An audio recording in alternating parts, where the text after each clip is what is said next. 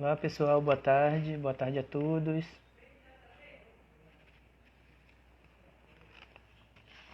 Boa tarde, esse é um projeto Leitura do Mundo, Lives, um projeto, uma ação conjunta de todos os setores do Museu de Arte da Bahia. Deixo aqui apoiado pela nossa diretora Ana Liberato. Deixo aqui registrados os agradecimentos a Ana Liberato e a toda a equipe do museu. O tema da nossa conversa de hoje é amor, mensagem nas garrafas no mar da história. O nosso convidado é Sávio Rois. Farei uma breve apresentação dele e logo quando o Sávio já estiver presente, eu o convido para o nosso bate-papo, tá bom? Sávio é mestre em História pela Universidade Salgado de Oliveira, possui licenciatura e bacharelado em História pela Universidade Católica de Salvador, atua em pesquisas voltadas a estudos de representações da África e histórias da África em histórias em quadrinhos e possui também estudos na área de gênero e sexualidade. Tá bom? A nossa conversa de hoje é sobre amor. Aguardar que Sávio chegar para poder darmos início. Deixa eu pôr aqui o tema.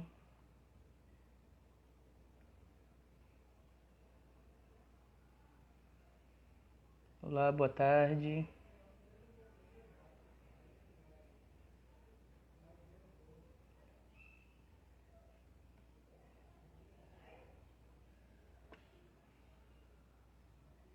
Olá, boa tarde a todos, boa tarde.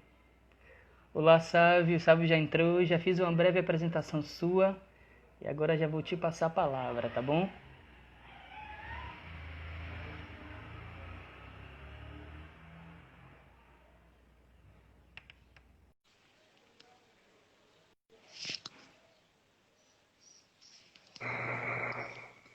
Boa tarde, Brendo.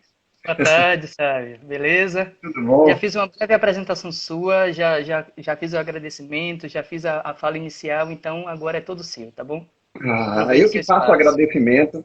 Eu fico sempre muito feliz com o contato que eu tenho com o MAB, o Museu de Arte da Bahia, né? Até hoje sempre foram aventuras muito divertidas. Trabalhei com curso de paleografia lá, fiz um outro curso também com História do Amor, com a biblioteca, vinculado à biblioteca. Então eu agradeço, Brendo, por você estar fazendo essa parceria comigo aqui, nesse Tá ping-pong bom. aqui sobre amor, né? A querida Lúcia, que sempre foi a minha fonte até o MAB, né? E na verdade todo o pessoal do MAB. Eu sempre fui muito bem recebido, tratado quando eu levo alunos para o MAB, quando eu levo visitantes de outras cidades. Então o Museu de Arte da Bahia é um xodózinho e eu fico sempre muito feliz em estar nele, mesmo que seja virtual, né? Atualmente está precisando ficar Tá em bom. casa, então, né? Fiquemos em Nós casa. agradecemos também.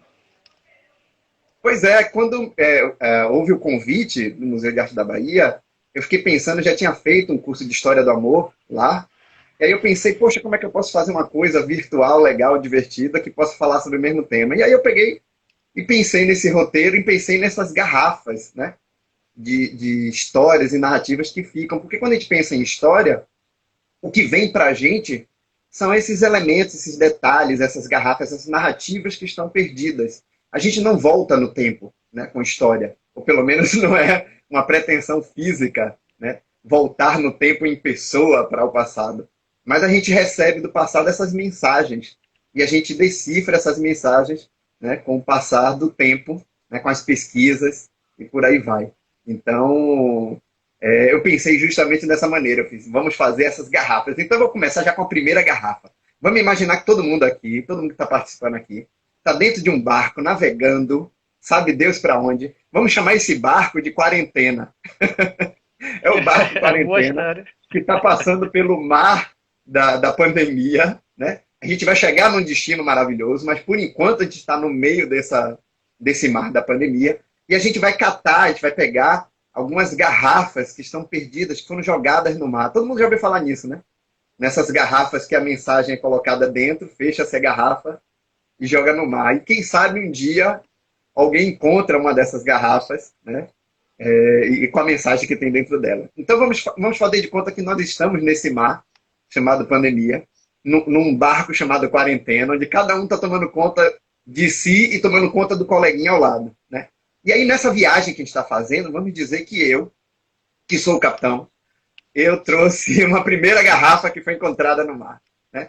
E aí desenrolhei a garrafa e tirei de dentro dela um texto que foi uma pergunta até que eu fiz, Brendo, num story meu aqui, né?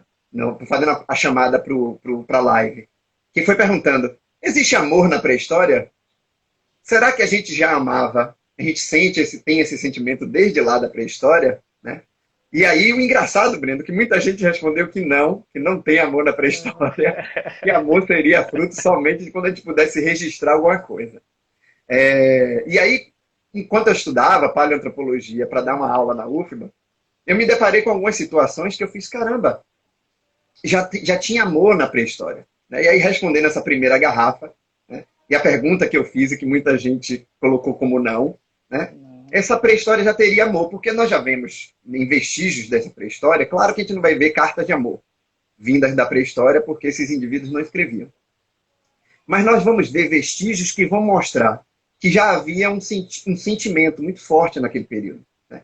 A gente vai ver o sítio arqueológico, por exemplo, de Weinberg, que tem 8.000 anos atrás. Esse sítio arqueológico de Homo sapiens já traz um bebê enterrado com a mãe, provavelmente mortos numa mesma situação, aonde o bebê estava recoberto de penas de cisne, e de um tipo de cisne que nem existia na região, ou seja, tiveram que buscar esse animal em um outro lugar. Então a gente já está vendo ritual, a gente já está vendo um interesse afetivo do enterro dessa criança. Né? Outra peça, outro vestígio muito interessante, também de 8.000 anos atrás, é a chamada Lady de Bonifácio. A Lady de Bonifácio foi uma senhora que viveu até aproximadamente, se não me engano, uns 40 anos. Senhora com 40 anos é ótimo, né? Eu estou quase chegando aos 40. E a Lady de Bonifácio, ela tem lesões físicas causadas nos seus ossos, mas que elas foram calcificadas na vida dela. Ou seja, essa mulher que não se locomovia, essa mulher que não poderia se mover com facilidade, ela foi cuidada até a sua velhice, até a sua idade mais avançada, adulta. E isso já prova que aquelas pessoas tinham algum laço de afetividade, né? E aí a gente pode trazer um monte de exemplos sobre isso. As crianças de Grimaldi, de 30.000 anos atrás, e aqueles outros vestígios todos que a gente vê, a chamada Vênus do Paleolítico, Neolítico. Aquelas estátuas das gordinhas, das né? né? Que muita gente vai dizer que aquilo ali pode ser uma idealização de feminilidade, né? Mulheres cheinhas, ou que aquilo ali pode ser um instrumento para se medir a gravidez. De que aquelas pessoas naquele período poderiam ver mudanças físicas no corpo da mulher através daquelas peças. Mas aí vai para cada uma dessas pesquisas. O que eu estou querendo dizer, através de pintura rupestre, através da caverna de Chauvet, o próprio sítio arqueológico que nós temos aqui na Serra da Capivara, com várias imagens que são de relações amorosas, eróticas e tudo mais. Então, o que a gente pode definir é que, sim, já teria, nesse período, as relações que a gente chama de amor. Se alguém disser assim, mas não é bem amor, é uma proximidade de mãe com filho, não é bem amor, é um cuidado com o outro, não é bem amor, é uma questão tribal, aí a gente entraria na querela do que a gente está chamando de amor, do conceito que a gente está dando a esse sentimento. Né? Esse sentimento, ele é definido por quais características? E aí, mesmo que a gente não tenha essa definição pronta na pré-história, a gente já pode saber, e aí o Jean Cortin, um historiador, um paleoantropólogo, ele vai dizer o seguinte: esses amores originais, esses amores na pré-história, eles eram mais intensos, mais verdadeiros do que os nossos atuais. Né? Eles eram amores livres, sem contingências, né? De regras sociais, de submissão a uma norma. Então nós estamos vendo uma vivência de amor desregrado, uma vivência de relações para o bem e para o mal que não tinha regra. Se a gente fosse pensar na norma, na regra, de como essas normas foram estabelecidas, essas regras foram definidas, inclusive para construir palavras que a gente vai dar o nome de amor ao sentimento, talvez uma segunda garrafa, nos seja bastante útil. Digamos que eu abri a segunda garrafa agora, nessa nossa navegação, e na segunda garrafa vem normas de amor no Egito Antigo. Então vamos sair da pré-história, vamos chegar para o Egito Antigo, o Egito Faraônico, né, um período da história africana muito importante. Outra coisa engraçada, né? Muita gente esquece que o Egito é da África. A gente aprende tanto que o Egito isso mesmo. é algo do Mediterrâneo, então cria-se uma ideia de que o Egito faz mais parte do mundo do Mediterrâneo do que da África, quando na verdade o Egito fez muito mais parte da África. Né? O Egito era a porta de entrada do mundo mediterrâneo para a África. Né? Era o Egito que tinha contato com a Núbia, com os povos africanos da região do Mali, das regiões subsaarianas. Então o Saara era um grande muro protetor do restante da África e o Egito era o seu grande portal. E aí nós vamos ter no Egito também a palavra amor, o sentimento de amor aparecendo. E ele vai aparecer de duas maneiras. Primeiro, ele aparece em textos sagrados. São os deuses que amam.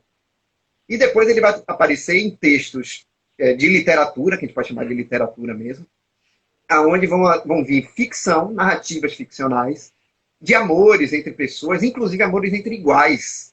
Uma das grandes narrativas que tem no período são de dois indivíduos que se amam. E se alguém disser assim, mas era uma história perdida, não tem nada a ver com o padrão narrativo do Egito Antigo, a gente tem que lembrar que o mito de Osíris, ele foi higienizado pelos arqueólogos do século XIX. Né? Os arqueólogos do século XIX, judaico-cristão, moralistas, daquela Europa do final do século XIX, eles vão higienizar as narrativas egípcias, tirar delas qualquer conotação erótica sexual. Mas elas terão essas conotações. Então, por exemplo, quando a gente pega o mito de Osíris, lá no mito de Osíris, vai ter uma relação homoafetiva entre Horus e Sete, que os egiptólogos do século XIX escreviam nos seus livros. Esse trecho aqui não dá para decifrar, esse trecho está confuso. Quer dizer, na verdade não estava confuso, eles sabiam o que estava escrito. Sim. Mas eles achavam que a informação que estava ali dada, ela era muito, muito forte. Então, a gente vai ter uma narrativa mais crua nessa religião egípcia, e ela mais eufemista, mais leve na sua literatura. Olha que coisa engraçada. A religião ela é mais erótica, pornográfica, vamos chamar assim, do que a relação de amor. Eu vou dar um exemplo disso. Vamos pegar o próprio mito, né? Aí eu vou fazer uma leiturinha. Vamos pegar o próprio mito de Osíris, que vai dizer o seguinte, que a pessoa divina de Sete disse à pessoa divina de Horus, quão bonitas são as suas nádegas, quão vital, estique as pernas. E a pessoa de Horus disse, cuidado, eu direi isso. Então ele correu e disse à sua mãe Ísis que Sete desejava sodomizá-lo. Foi quando Ísis, né, ensinou para o filho dela, olha, quando você for se encontrar com seu tio, lembre-se que o coito anal, ele é um sexo de escravo, ele não é um sexo de pessoa livre, ele é um sexo de escravo. Então, na verdade, masturbe ele, use as suas mãos para que ele chegue à felicidade. Ou seja, é uma mãe ensinando um filho como agir sexualmente com outro homem. E eu estou falando de escritura sagrada, não estou falando de texto vulgar, erótico, pornográfico, perseguido. Agora vamos pensar num texto que é um texto literário, romântico, uma poesia. Né? A gente tem uma poesia no chamado Segundo Império Intermédio, do Reino Novo, que ela diz o seguinte, começando ela. Encontro o meu amor a pescar, os seus pés nos baixios. Tomamos o pequeno almoço juntos. É o que seria para a gente hoje café da manhã. Tomamos o pequeno almoço juntos e bebemos cerveja. Cerveja egípcia era quente, não era gelada. E outra coisa, não tem nada a ver com a nossa cerveja hoje. Ofereço-lhe a magia das minhas coxas. E ele é apanhado pelo feitiço. Percebeu que não há nenhuma menção erótica aos órgãos, à genitália, ao toque. Ou seja, a escrita sagrada ela é mais direta do que a escrita vulgar, do que a escrita social. Então o Egito tinha essa coisa do eufemismo na hora de tratar os seus amores entre os humanos, e os deuses seriam aqueles que poderiam ter total liberdade, tanto pelo amor quanto pelo erotismo. Né? Então, para o egípcio, o grande amor, na verdade, quem ama são os deuses. Nós, seres humanos, nós não conseguimos amar com a grandiosidade que os deuses amam. Né? E aí eu me lembro que, curiosamente, quando eu fiz a chamada do vídeo, eu fiz uma outra pergunta também, fiz um quiz no meu history, e eu coloquei uma questão lá que muita gente também errou, e foi divertida essa questão. Que eu coloquei que no Egito teve uma das primeiras faraós, ou melhor, o faraó transgênero. Nasceu mocinha e se tornou mocinho no Egito Antigo. Muita gente tomou susto, e talvez tenha entrado em parafuso quando eu falei isso. E, na verdade, nós tivemos, sim, que foi a faraó Hatshepsut. Na verdade, ela nasce Hatshepsut. Né? Ela é rainha, ela é esposa de Tutemés, o primeiro Tutemés. Né? Ela se casa com o segundo Tutemés, o irmão dela, né? Filho do próprio pai. Mas esse irmão dela morre E aí ela tem um sobrinho chamado Tutmés III, que ela vai cuidar enquanto ele não tem idade para ser faraó. Enquanto ela faz isso, ela toma a posição de rainha do Egito. Até então ela é só rainha. Mas aí, em um dado momento, ela percebe que o poder dela é limitado enquanto rainha, e ela, junto com o sacerdote, não se sabe se acreditando na narrativa ou se é uma narrativa inventada, ela tem um sonho, e um sonho vai dizer a ela que ela precisa mudar de nome. Ela se torna Matkera, e quando ela se torna Matkera, ela assume uma postura agora de faraó. Ela veste as roupas masculinas, ela usa uma barba falsa, e ela vai reinar por aproximadamente 20 anos como faraó. Não como rainha, mas como rei supremo no Egito Antigo. E ainda com os documentos tratando ela pelo genérico masculino. Então nós tivemos uma transgênero. E antes que alguém entre em parafuso dizendo, nossa, mas ela não fez cirurgia, calma. Transsexual é diferente de transgênero. O transexual, para a nossa realidade hoje, é a pessoa que muda a sua configuração sexual para atender a seus anseios de felicidade. O transgênero é aquela pessoa que precisa alterar o seu comportamento de gênero dentro de uma sociedade vigente. E foi o que ela fez. Então, temos um faraó que foi transgênero, né? O que é muito interessante para se estudar. Ela foi do século XV a.C., né? Antes que as pessoas comecem a dizer que essas coisas foram inventadas agora. A nossa terceira garrafa, deixa eu puxar a minha terceira garrafa aqui, desrolhar ela e tirar o documento que tem dentro, a gente pode dizer que se a gente falou que existia já um sentimento, mas ele não tinha nome, ou pelo menos ele não precisava ser nomeado na pré-história, mas depois esse sentimento ele começa a ganhar características, nomes, designações, do que ele é feito, regras e normas sobre ele, vai ser uma outra realidade cultural, e aí essa terceira garrafa vai trazer isso. Vamos dizer que ela está escrito Eros e Philos, porque justamente vão ser os gregos, que vão dizer, calma gente, peraí, está tendo muita confusão no mundo, porque a gente está chamando de amor um monte de coisa.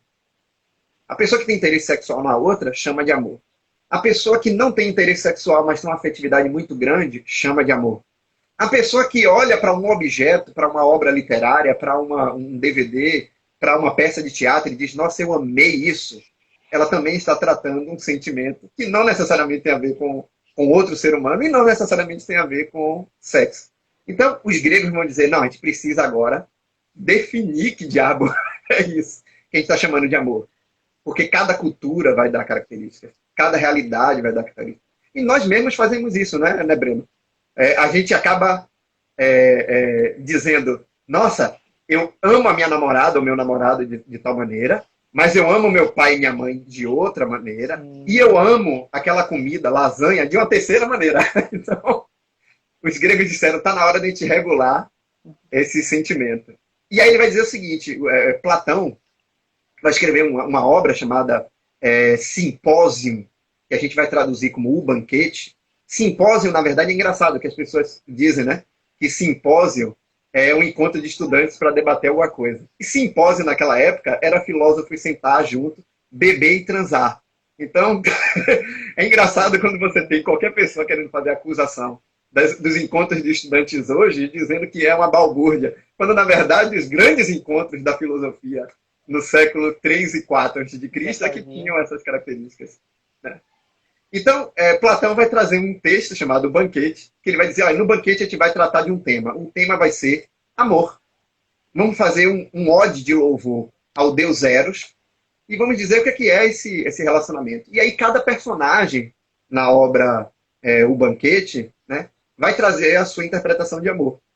Fedro vai trazer um amor lá de Hesíodo, da Teogonia, dizendo que é o primeiro deus, é o deus que está entre o certo e o errado e tal. Né? Que o amor seria uma relação entre sorte e azar, e que você tem ou não sorte e azar com o amor. Né? O amor seria esse desejo de contemplar alguma coisa, e você teria essa coisa contemplada se você tivesse sorte ou azar. Pausânia, um outro personagem que aparece na narrativa, ele vai dizer, não, o amor não é uma coisa só, não. O amor é mais de uma coisa. Ele tem um amor entre os deuses, que nem os egípcios falaram. Né? Pausânia está meio que sugando dos egípcios. Ele vai dizer que tem um amor chamado Urânia, que é o amor entre os deuses, um amor celestial, infinito. E vai ter um amor chamado Pandemia, não é pandemia, é pandemia, né? Que seria esse amor em que nós, seres humanos, somos capazes de amar, né? Mais limitado, vulgar, né? E que aí teria as diferenças entre esses amores, por exemplo, entre um homem mais velho e um homem mais novo, em que um homem mais velho ama de verdade o homem mais novo, porque deseja nele o seu carnal. E que um homem mais novo, na verdade, desejaria o status ou o dinheiro de um homem mais velho. E aí é óbvio que os gregos estão fazendo uma hierarquia aqui, tanto de idade quanto de gênero, porque eles iam dizer, por exemplo, que o homem ama mais a mulher do que a mulher o homem. O mais velho ama mais do que o mais novo, né? O intelectual ama mais do que o rude. Então ele já está fazendo uma separação do amor através da sua concepção social. Erixímaco, que foi médico, ele vai dizer, gente, eu sou médico, eu sou a melhor pessoa para falar de amor. O amor é uma doença. Porque olha só o que o amor faz. O amor deixa deprimido, deixa triste, causa mal-estar, traz aumento da pressão sanguínea. Então, na verdade, o filósofo médico Erixímaco, ele vai dizer que o amor é uma doença, é um patos, né? É um fatos, né? Uma doença. Enquanto Aristófanes, outro que vai participar, vai dizer, não, gente, vocês têm que lembrar que o amor tem sua origem lá no mito de Andrógenos, aonde a gente era feito completamente, nós éramos indivíduos completos, né? Tínhamos os dois gêneros, masculinos e feminino, e que nós tínhamos toda a potencialidade humana em cada uma de nossas figuras. E aí Zeus, invejoso disso, jogou um raio e separou a gente. Então você já está vendo que Agatão vai trazer também outro personagem, Sócrates. No final das contas, Sócrates é o que vai trazer a ideia de que o melhor amor, né, é o amor que a gente tem pelo conhecimento. Porque o amor pelo conhecimento, ele nunca vai se perder. Porque o amor pelo conhecimento, pela verdade, a cada vez que você ama, você busca mais e vai atrás de mais, e toda vez que você tem uma resposta, tem mais perguntas, e isso vai ser infinito. E aí seria o amor mais próximo dos deuses, né? Seria esse amor platônico verdadeiro. O amor platônico verdadeiro é esse. Aquela ideia que a gente tem de que amor platônico é um amor pelo aquilo que não alcança, né? Não é a outra pessoa que a gente não alcança, né? Amar uma pessoa sem a pessoa saber. Na verdade, é a gente amar o conhecimento, a verdade, né? E a gente nunca alcançar ela. E isso ser bom, e isso não ser ruim. Outro autor, né?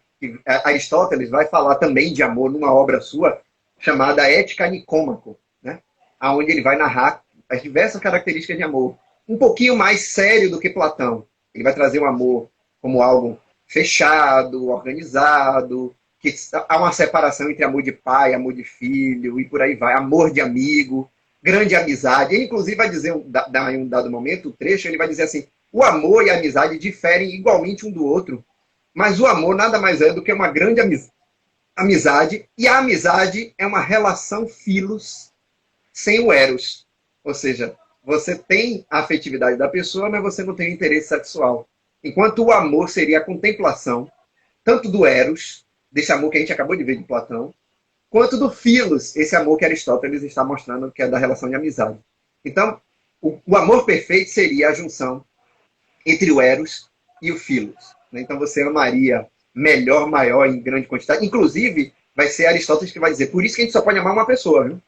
A gente pode transar com todo mundo, a gente pode ter grande amizade por um monte de gente, mas amar a gente só ama uma pessoa, porque para poder condicionar eros e filos, né, é muito raro.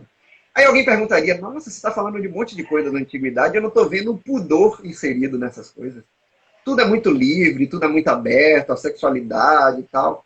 Esse pudor não existia? Na verdade, sempre existiu o pudor. É claro que ele teve menos força quanto mais a gente teve liberdade. Quanto mais a gente teve liberdade para amar, menos a gente precisou do pudor, né? E o pudor aparece muito mais como amarras dos comportamentos humanos do que qualquer outra coisa. E aí a nossa quarta garrafa, vou desenrolar ela agora, ela vai trazer, talvez, o pudor como um elemento primordial de uma outra sociedade, que a gente conhece bastante, chamada Roma Antiga. É na Roma Antiga que a gente vai ter esse pudor mais exercitado. E aí o Paul Veyne, que é um historiador que eu gosto bastante, ele tem uma narrativa até boa de ler, ele é um historiador gostoso de ler, não é aquele historiador chato. Ele vai dizer uma coisa muito curiosa, ele vai dizer, olha, não havia orgia em Roma. Tira essa imagem de Roma como aquela festa de orgia entre políticos. Na verdade, essas orgias todas que apareciam em Roma era a maneira que os detratores políticos estavam falando mal daquelas pessoas. Então, para falar mal de um político, o melhor seria acusá-lo de orgia, pederastia, envolvimentos mil com um monte de outras questões. Então, não que não houvesse orgia na Roma Antiga, né? Vai ter orgia na Roma Antiga, vai ter orgia na Grécia Antiga, vai ter orgia no Egito Antigo, inclusive hoje. Parem com isso, né? Vamos tirar esse pudor. Mas a Roma Antiga, ela vai construir um pudor em cima disso. Então, essa orgia, essas relações sexuais mais livres, esse pouco valor à virgindade que a gente vai ter no Egito Antigo, na Grécia Antiga e na pré-história, vai ser na Roma Antiga que ela vai ganhar símbolos de relação de poder. E aí a gente tem que lembrar que é o momento em que vai mais estar estruturado o militarismo nas sociedades humanas.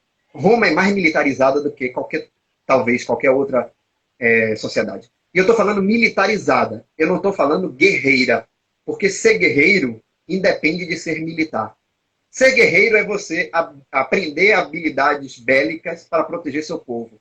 Ser militar é você ter um padrão, você seguir uma norma, você seguir uma marcha, uma linha mais coerente. Então, vai ter coisas que a gente vai ver na Roma Antiga, dentro dessa garrafa, dessa quarta garrafa. A fidelidade como elemento crucial, principal, né? A relação de traição do marido, ela é dúbia. A gente vai ter aqui já as primeiras imagens dessa dupla moral. Mulher não pode trair. Homem pode trair se por acaso ele fez com escrava ou concubina. Aí é permitido, né? E se alguém está pensando, nossa, como era uma coisa terrível naquela época, gente, isso tem até hoje. Tem um monte de discursos de muitas pessoas, e a gente conhece no nosso meio esses discursos, aonde o indivíduo que trai a mulher, a gente vai dizer, não, mas foi uma aventura, não, mas foi um deslize, mas foi com uma garota de programa. Quando, na verdade, né, a mulher não pode trair. E aí eu fiz uma pergunta no History, que muita gente, na hora de responder o meu quiz, também errou. Eu coloquei aqui uma personagem chamada Messalina, que foi esposa do imperador Cláudio. Ela foi acusada de ser traidora, adúltera, né? E, na verdade, o curioso é que Messalina só foi acusada de adúltera no século XIX. Na própria Roma Antiga, ela não foi acusada de adúltera. Porque na Roma Antiga tinha uma prática de que qualquer um que tivesse que anular um casamento, primeiro, Brendo, que se eu quisesse casar com você, não que a gente não pudesse casar, porque casamento era só entre sexos separados, mas vamos simular que pudéssemos.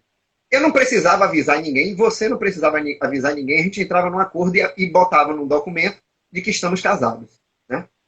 Se a gente quisesse se separar da mesma maneira, a gente só precisava avisar as pessoas, né, que a outra pessoa está livre para aprontar. Então, tinha um jornal, uma espécie de jornal chamado Acta Diurna, aonde vinha no jornal, olha, a partir de hoje, Messalina não está mais casada. E Messalina poderia tomar essa decisão sozinha, ela não precisava que Cláudio assinasse junto.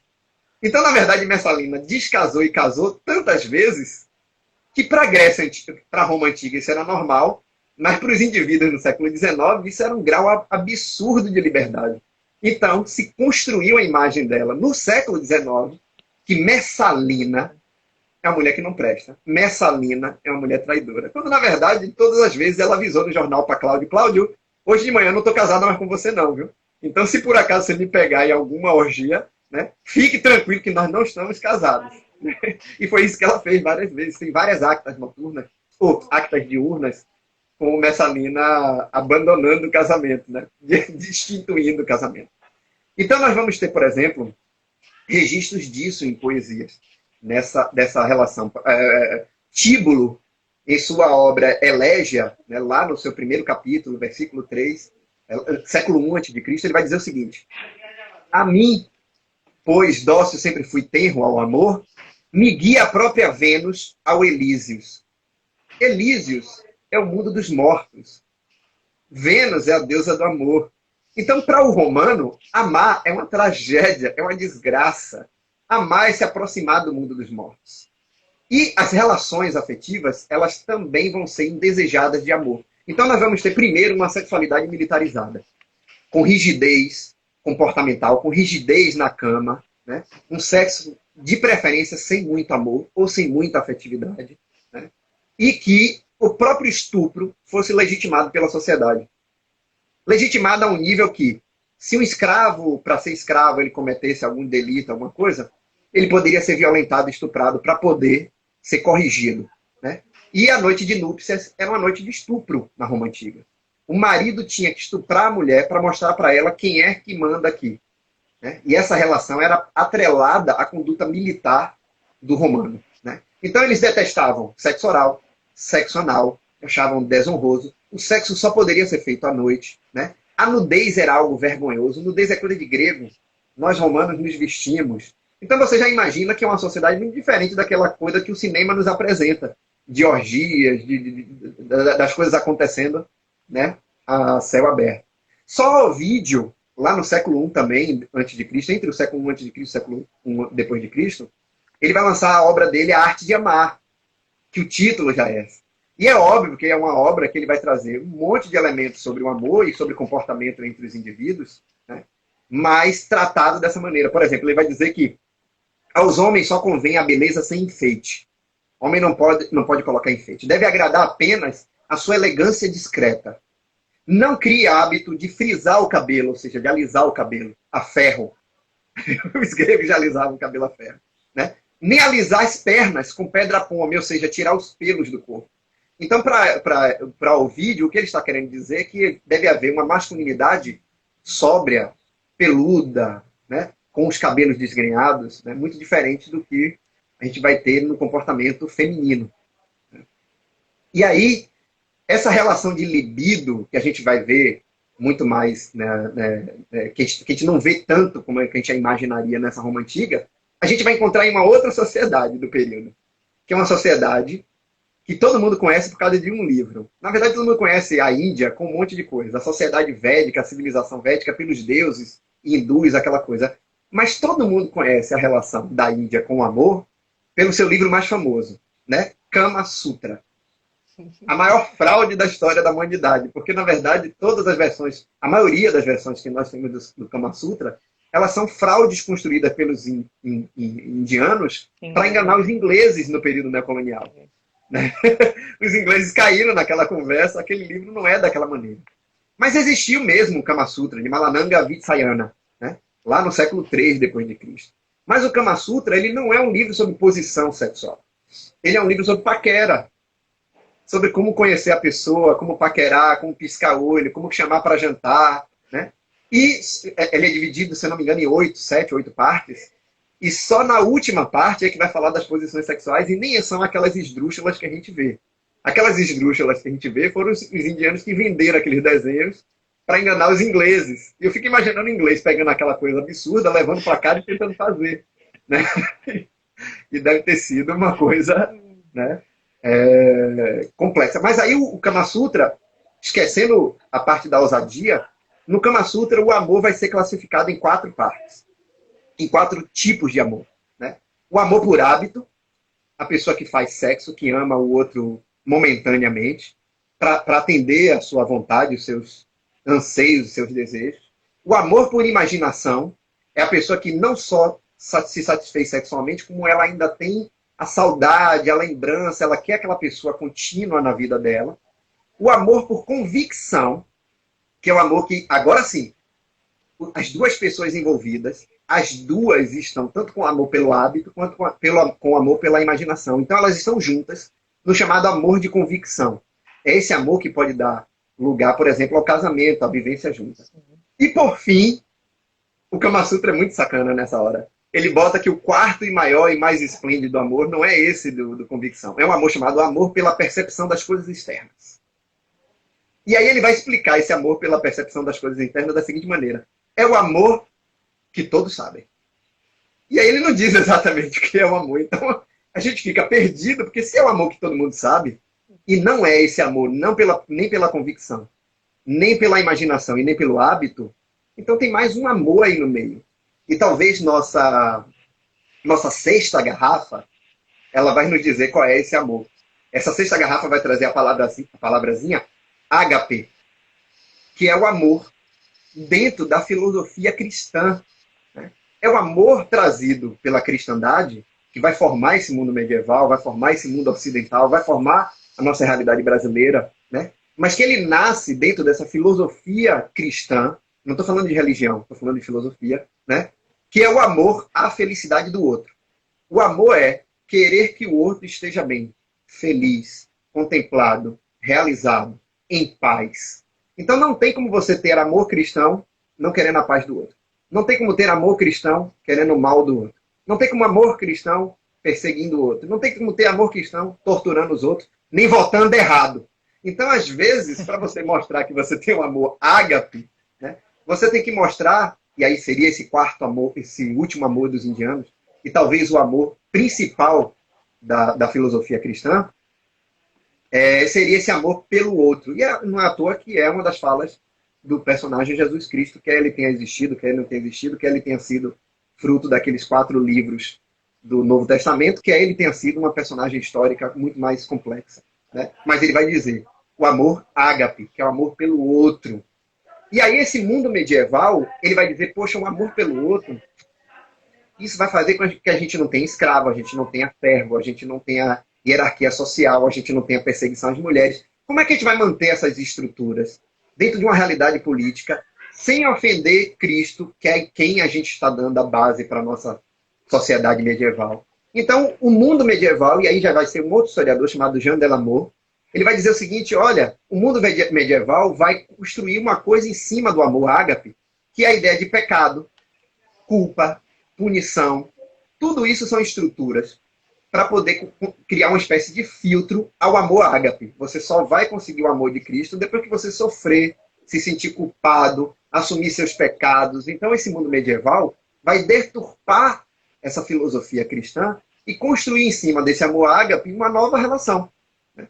Que é uma relação, na verdade, de afastamento, não de proximidade com isso. É por isso que a gente vai ter no mundo medieval tantas coisas irregulares, tantas perseguições, tantas, né, ódios, queimar mulheres em fogueira, né, e outras práticas que a gente sabe muito bem desse mundo. Talvez a coisa mais próxima desse mundo foi o que a gente chama de amor cortês, né, que é aquele amor da literatura cortesã da Idade Média. E que eu fiz uma pergunta no meu history, e algumas pessoas erraram, curiosamente, algumas pessoas vieram até no meu inbox e dizer, como assim eu errei? Que é a ideia de que o amor cortês, o amor da literatura de cortesã, é um amor antimatrimonial. Sempre é um amor de um indivíduo querendo a mulher do outro, querendo aquela que está casada. É alguém solteiro querendo uma mulher casada do outro. Então, século XII, principalmente, a gente vai ter um monte de história, como a Canção de Rolando, né? A Belardo e Heloísa, que eles têm um amor proibido, né? Guinevere e Lancelot, lá nas crônicas arturianas, que está querendo a mulher do Arthur, né? Tristão e Isolda, que querem também burlar aquelas relações. Então, na verdade, todas essas relações são antimatrimoniais. Elas são rebeldias da época, elas são o indigesto do mundo medieval da norma desse amor. E um amor que a gente só foi contemplar no mundo moderno. Né? A gente pode pensar como se fosse essa 7ª garrafa, abrindo o 7º selo, a 7ª garrafa, de imaginar o que seria esse amor moderno, que é o amor que está mais próximo da gente. Né? É um amor que dividiu primeiro as sexualidades, mas depois teve que aceitar alguns conflitos. Né? É um amor que não era mais das escolhas entre os pais, no mundo da Idade Média. Era um amor que já não estava mais filtrado pela culpa. Né? Era um amor que precisava passar por um processo de romantização, e aí de romances fruto da Idade Média. E aí a gente vai ter uma das mais conhecidas romances, relações de amor, que é Romeu e Julieta, de William Shakespeare. Né? Que é um amor contra a família, é um amor de fuga, é um amor contra as relações de norma, tanto de cristandade quanto das normas sociais. Né? E é um amor trágico. De novo mantém essa ideia de que o amor ele tem que ter como fruto final a tragédia. Lá em Romeu e Julieta, a gente já vai ter no começo, lá no prólogo, dizendo assim, a triste história desse amor marcado. Já está dizendo assim, você já começa o livro, já dando spoiler, que vai ser uma história triste. Né? E o próprio Benvolio, que é um personagem que aparece no início da obra literária, ele vai dizer, pena que o amor, tão lindo de olhar, seja tirano de se experimentar. Quer dizer, o amor é uma tirania.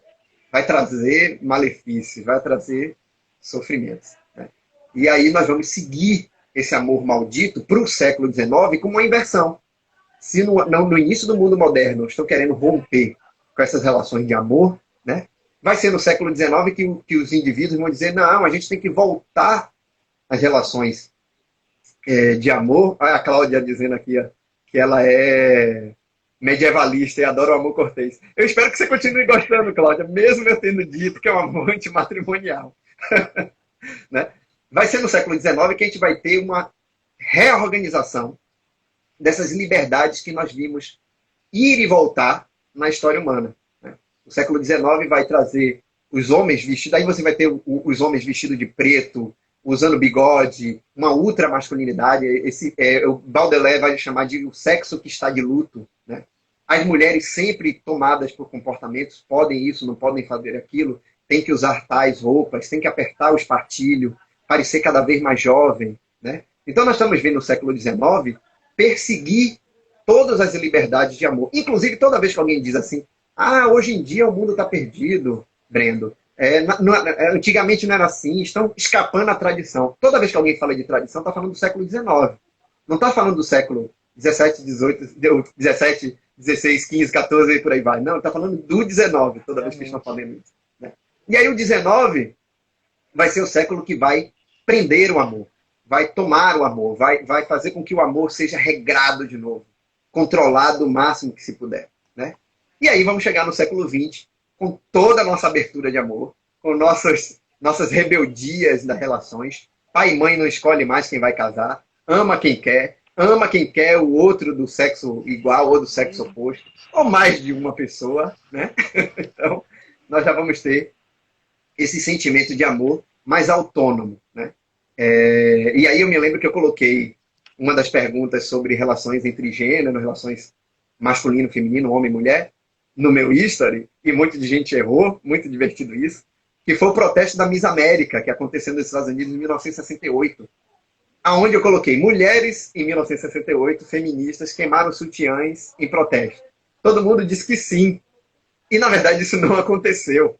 Foi um jornal tentando sujar a imagem dessas mulheres, dizendo que elas eram agressivas e violentas, e que esse jornal escreve que elas chegaram a queimar sutiãs e outras peças, né, para sujar a imagem dessas mulheres. E, na verdade, elas não queimaram peças nenhuma. Inclusive, elas não estavam contra o amor, como foram acusadas, nem contra a beleza, como também foram acusadas por terem ido atrás do Miss América. Elas estavam contra o padrão de beleza. Elas estavam contra a normativa sobre o amor. Né? E aí o movimento feminista foi um dos... Desculpa, eu não Pode-se dizer ouvi. que já era fake news naquela época. Já era Já fake news. lançava, vamos derrubar o movimento contrário. Nós temos diversas histórias de fake news. Acho que dá até uma live só sobre fake news da história. Né? Toda vez que a gente teve o passado ressignificado para atender uma postura mais ortodoxa, autoritária, né?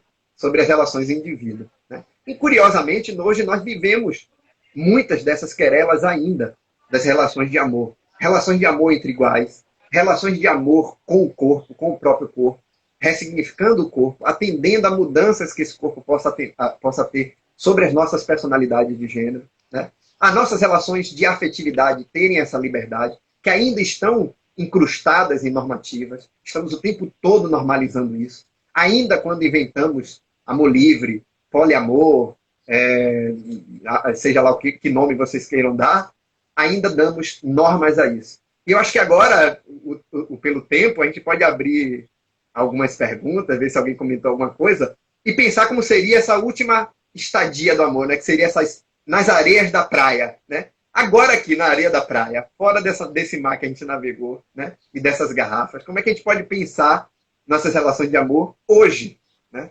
Como fruto dessa aventura histórica? Sávio, diante de toda essa sua fala, que foi incrível, trazendo esse contexto histórico desde a pré-história, da primeira garrafa, nessa tempestade que a gente está vivendo, né, no meio desse mar quarentena que você nomeou, eu posso ver que o amor ele é uma construção social. Cada sociedade no seu período histórico, né, a pré-história, como você trouxe, cada garrafa, ela teve como norteador esse amor. Então, como eu posso usar esse amor para poder dominar ou, se não, segurar essa galera que eu estou sob domínio? Então, você vê que lá na pré-história, você falou que o amor era... Que se diz que nem tem, né? Não existe o amor nele. Porque o pessoal do 19, o século XIX, ele é muito complicado porque ele ficou com essa responsabilidade de tratar, de falar de todos os séculos passados, né? De fazer trazer para a gente, para o hoje.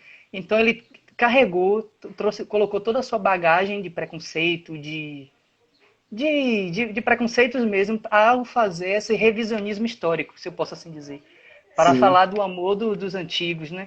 E o interessante é que, enquanto a mídia, ela também tem um papel importante de difundir, às vezes, o conceito de informações erradas. O amor da pré-história, ele é muito tido em desenhos, em filmes, o homem das cavernas puxando a mulher com um pau, com aquele pau nas costas, né? Aquele amor grotesco mesmo, rude. E a gente nem se era assim, se não era, né? Essas relações, enquanto os próprios Romeu e Julieta, o amor cortês, a orgia, o bacanal dos romanos, enquanto a informação, no senso comum, que às vezes na academia você tem mais acesso às informações, né, a fatos históricos, você vai ao documento, você verifica se é verdade ou não, mas no senso comum, o quanto essa história permeia assim forte, não, lá no Romanos, o Bacanal, a gente ouve assim na nossa conversa diária, sabe? Sem estar no meio acadêmico, no meio de estudo, de documentação. Enquanto essas ideias desses amores, né, ele vai mesmo para o senso comum e fixa, e torna real, fica como verdadeiro. sim, é. Nós temos, na verdade, um sentimento que a gente, toda vez que dá nome a ele, a gente cria regras sobre ele e essas regras estão próximas daquela sociedade, né? Quando a gente sente, o que a gente sente não tem nome.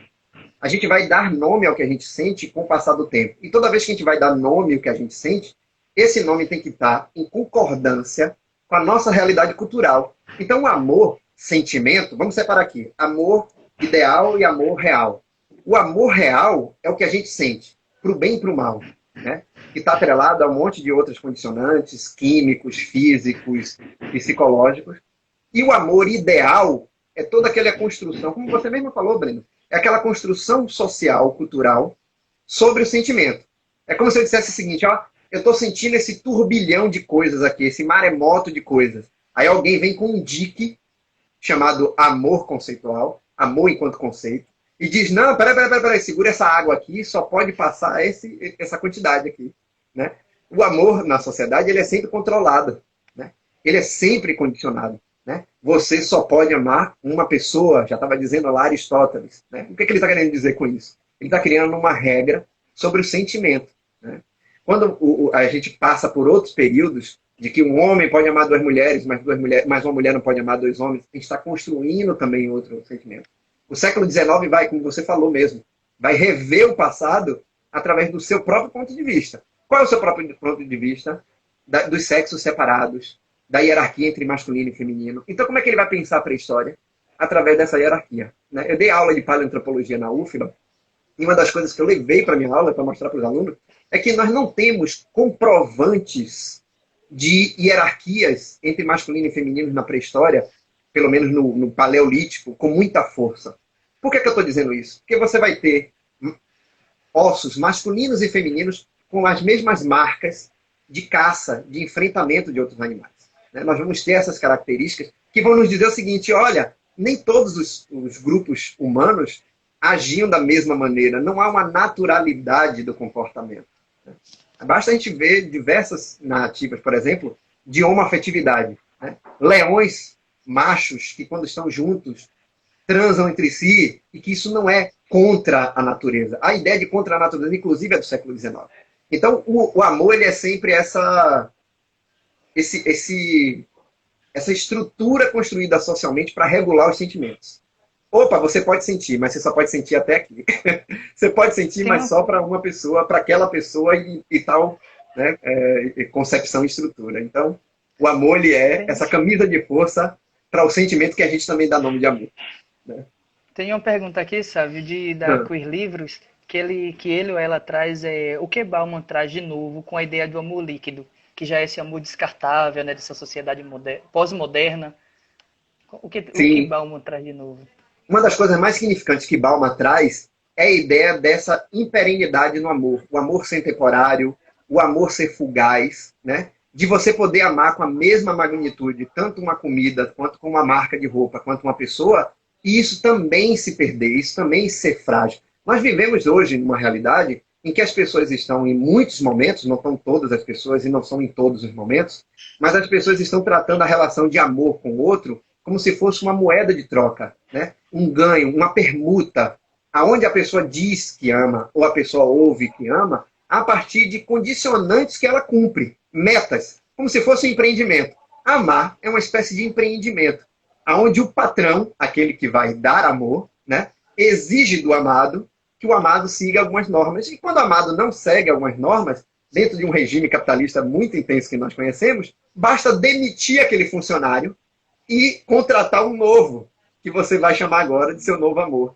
Então, o que o Bauman nos traz é no quanto que a gente ganhou de liberdades desse mundo do século XIX para cá, mas ao mesmo tempo a gente se afogou nessas liberdades. Então, essa fluidez de amor, né, ela nos traz esse risco, mas ao mesmo tempo ela nos traz um posicionamento confortável de entender que, se da mesma maneira que eu posso trocar essas relações afetivas por objetos, por seres humanos e por mim mesmo, né, por que não vivenciar essas relações de amor pela sua imperfeição, pela sua imperfeição de acordo com o século XIX, né?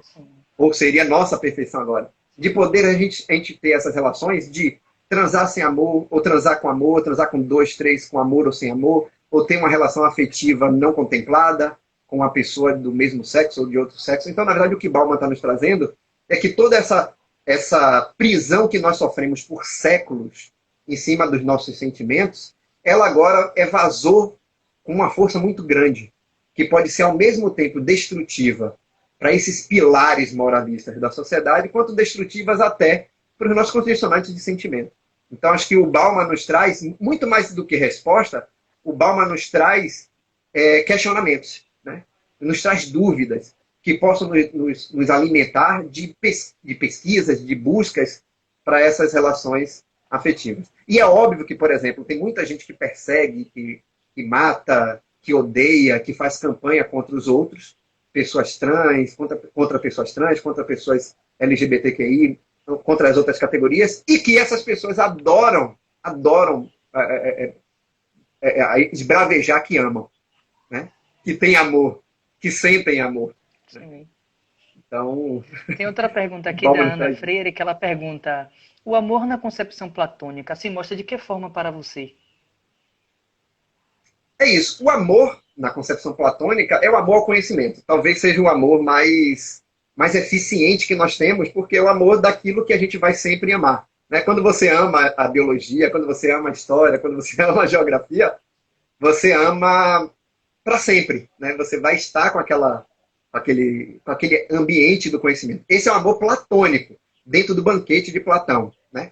O amor platônico que a gente aprendeu do século XIX é aquele amor por uma pessoa que você nunca vai concluir. Né? Aquele amor que, na verdade, você não constrói sobre a outra pessoa às vezes nem sabe. Né? Hoje a gente dá um nome diferente para isso, a gente dá o nome de stalker, naquela pessoa que acha que o outro amou. Né? Basta ouvir a música do The Police, Every Break You, né? Every Breath You Take, é uma coisa assim. Né? Que é uma música, na verdade, sobre alguém muito abusivo, né? Que acha que ama uma outra pessoa e, na verdade, está perseguindo, está abusando daquela outra pessoa. Então, gente, quer saber sobre o amor platônico? O Banquete de Platão. É um livro curtinho, gostoso, aproveita a quarentena, compra pela internet, recebe em casa e lê, né? Com todo prazer essa obra, que ela é muito divertida, principalmente sobre o amor. Tem uma, ela afirma também, rege a estrela, ela fala: as garrafas que naufragam no mar com mensagem de amor são as pessoas que aparecem em nossas vidas nas redes sociais. É. Totalmente. E é bom ver bastante essas garrafas, né? Elas trazem muitas coisas dentro. Muito mais do que o vidro de fora, né?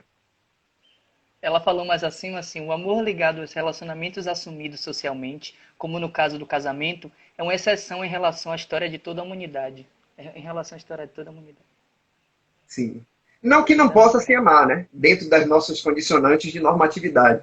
Uma pessoa pode se entender dentro do espectro de normatividade e amar com toda segurança. Amar a pessoa do sexo oposto, amar uma única pessoa, se casar, ter filho e viver o resto da vida. Eu acho que o que talvez nos seja gritante para a nossa situação hoje no mundo é de que a mesma liberdade que alguém tem de ser um homem branco, cis, hétero, que vai amar uma única pessoa, casar e ter filhos, isso também dá liberdade para que o outro siga um caminho diferente, ainda que sejam caminhos de amor. Nós vimos que na história da humanidade não existe o amor enquanto um padrão, né? Os egípcios, os gregos, os brasileiros no período colonial, nós hoje em dia, nós não amamos da mesma maneira. Talvez os sentimentos tenham sido feitos da mesma matéria, né? Esse sentimento que a gente vai dar nome de amor.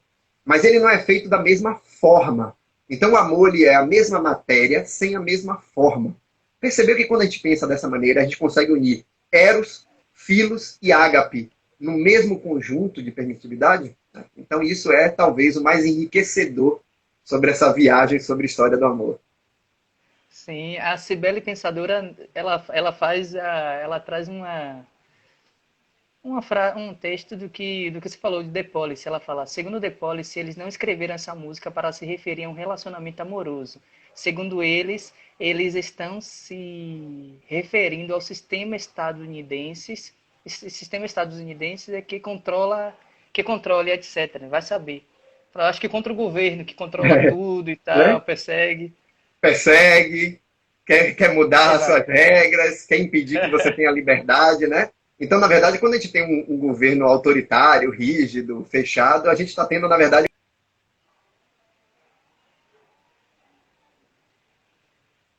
Voltou.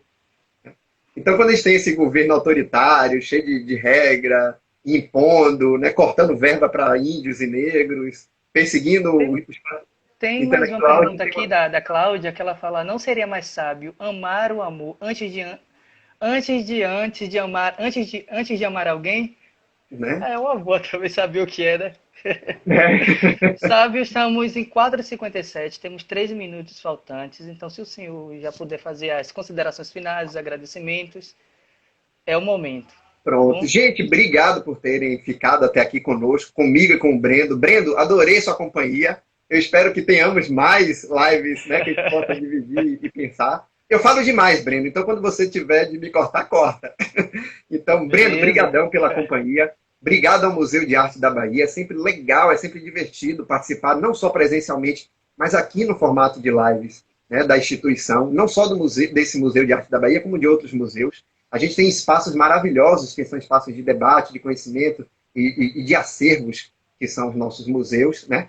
E agradecer não só aos museus, a vocês, como agradecer as pessoas que estão aqui. Eu acho que todo mundo acabou ficando até aqui, não só por um apreço que Sim. tem a minha pessoa, mas pelo apreço que tem a esse debate, a se construir dessa forma. E eu espero que, na verdade, para cada um de vocês, assim como é para mim, né, esses espaços de debate eles sejam bastante enriquecedores e que façam a gente ser seres humanos melhores, seja lá que amor você está dizendo ter ou não ter, né? Mas que sejamos seres humanos melhores uns com os outros, né? A partir de momentos como Eu esse. também te agradeço.